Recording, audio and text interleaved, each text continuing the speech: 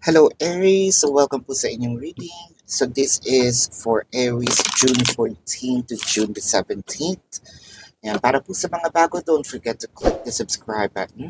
Smash the like button and comment below kung kayo nakaka-resonate. Hit a Z notification bell para po ma-notify kayo every time na tayo nagre-release po ng bagong video. And Aries, kung gusto niyo pong sumali sa ating live session sa kabilang channel po, that is Babaylan TV. No? So I want you to know, Aries, that this is a general reading. You may resonate with the entire reading or you may resonate with some bits and pieces of the reading. Take what's only yours. So simulan na natin. Aries, ang nakikita ko dito, merong taong gustong either ibalik sa'yo ang love na either binigay mo ngayon or binigay mo dati, no? Something about for the most numbers of you, I feel like matagal mo nang ino-offer, itong pagmamahal na ito or attention or yung energy mo sa isang tao.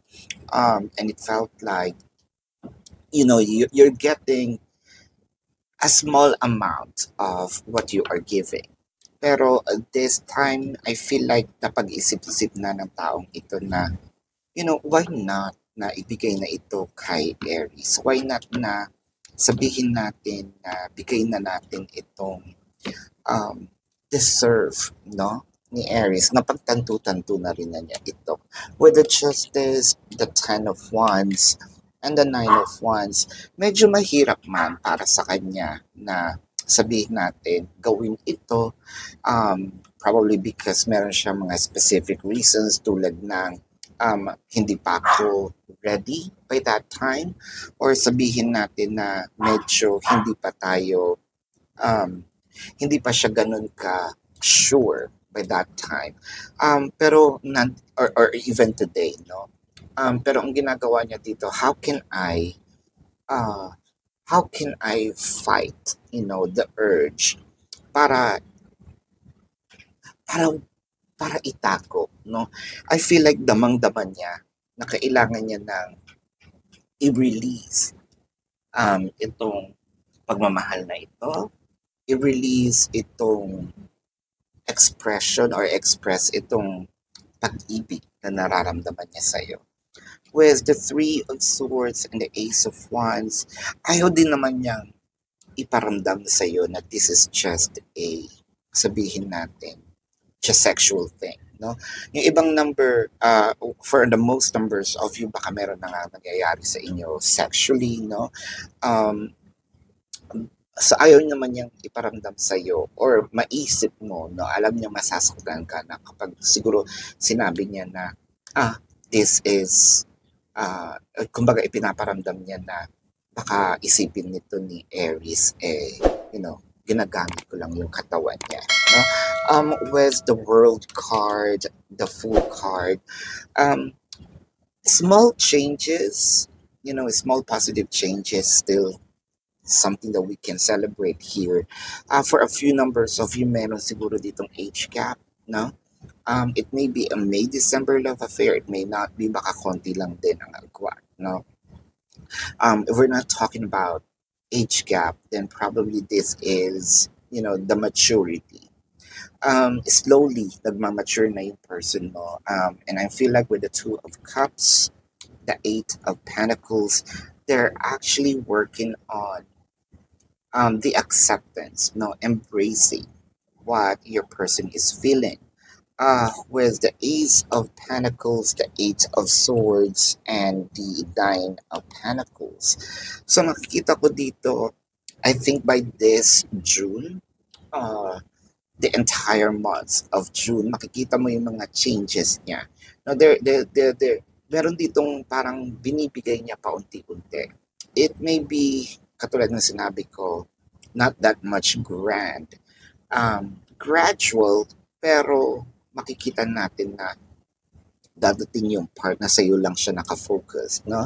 With the Eight of Swords in here, baka siguro nakakita rin ako ng papunta na rin siya doon sa tinatawag nating obsession, no? I hope that this is not going to be that much.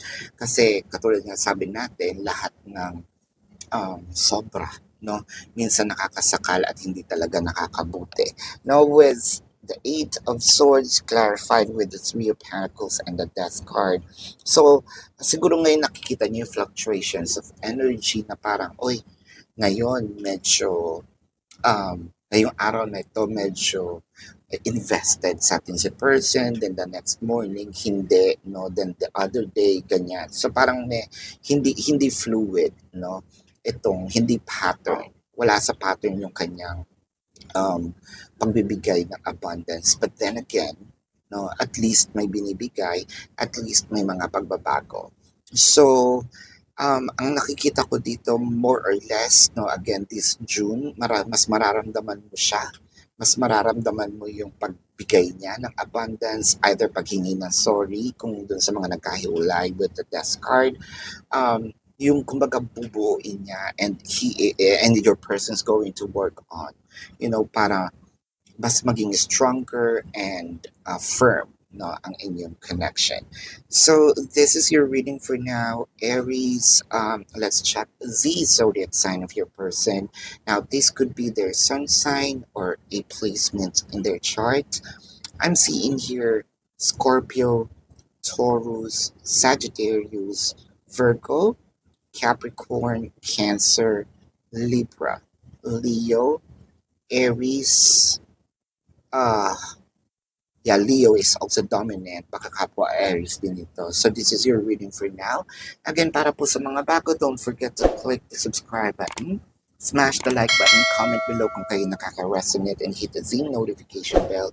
At kung gusto niyo pong sumali sa ating live sessions, nandun po yun sa kabilang channel. And kung gusto niyo rin pong i-check yung ibang readings, nasa kabilang channel din po yun, Babaylan TV. Now, pwede naman po kayong magtanong dito sa comment section as long as the question is answerable by yes or no.